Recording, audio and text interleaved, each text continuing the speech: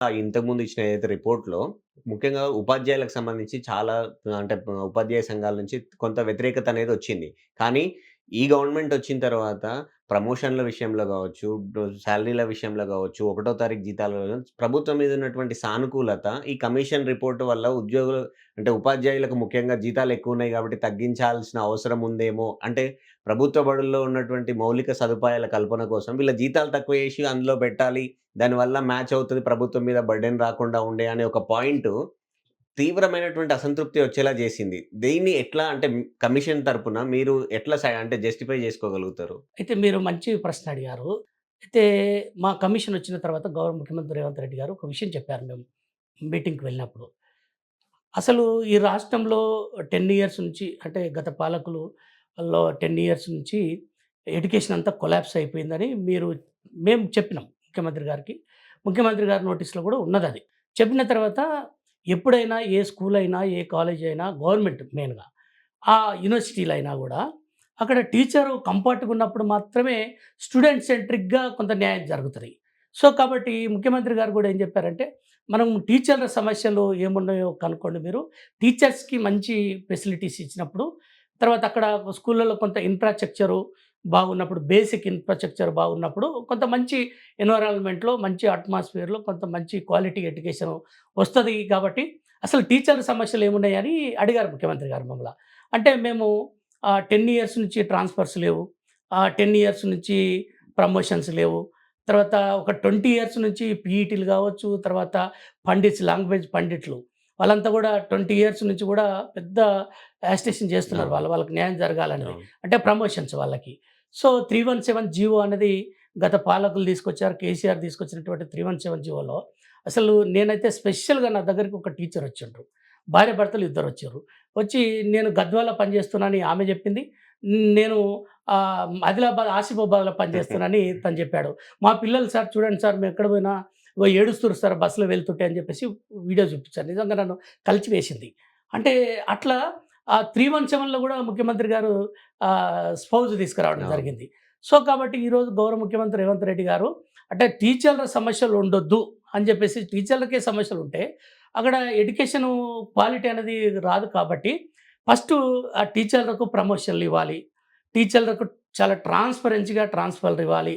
తర్వాత 317లో స్పౌజ్ ఇవ్వాలి. ప్రమోషన్‌లు 2 సార్లు ఇచ్చారు. ఒక డీఏ ఇచ్చిండ్రు.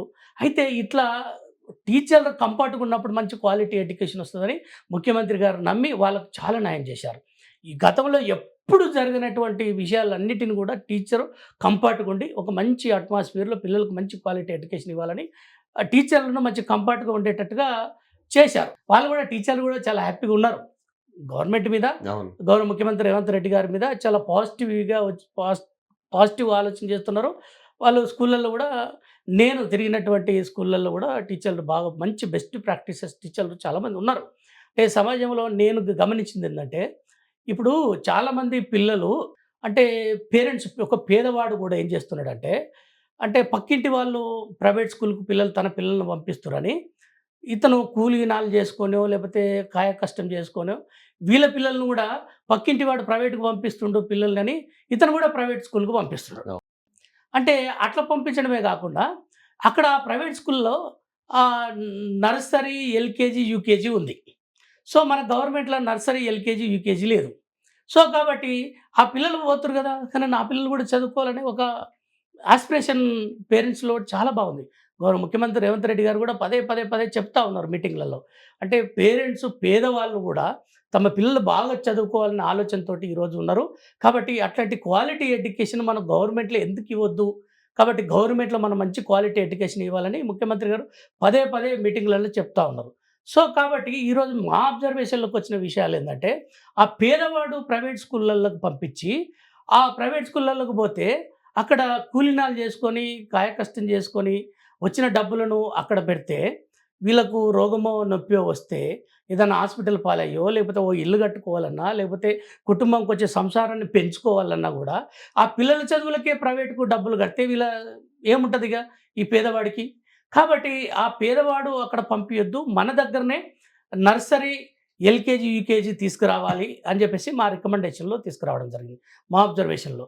ప్లస్ రెండవదేందంటే పేరెంట్స్ గూడా ఏముందంటే, ఇంగ్లీష్ మీడియంలో మా పిల్లలు చదువుకోవాలి, ఇంగ్లీష్ మాట్లాడాలని చెప్పేసి పేరెంట్స్ కోరుకుంటారు పేదవాళ్ళు. అవును. అయితే వాళ్ళు చాలా గ్రామాలలో నేను తిరిగిన వాళ్ళతో మాట్లాడుతుంటే ఎవరైనా ఇంగ్లీష్‌లో పేద పిల్లలు వాళ్ళ పేరెంట్స్‌తో మాట్లాడుతుంటే చాలా సంతోషపడిపోతారు.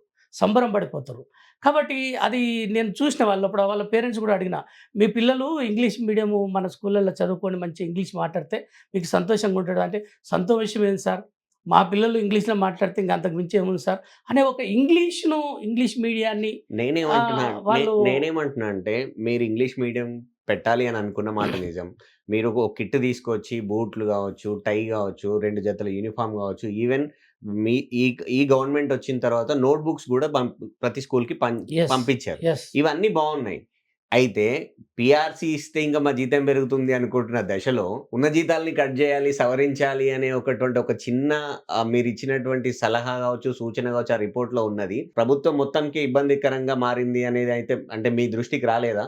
అంటే మీరన్నట్టేందంటే, ఇది గవర్నమెంటు అపాయింట్ చేసినటువంటి కమిషన్ గాబట్టి, ఎప్పుడైనా కమిషన్ అనేది వైడ్ కన్సల్టేషన్ చేసి, అందరి అభిప్రాయాలు తీసుకొని ఒక రిపోర్ట్ ఇవ్వడం జరుగుతది.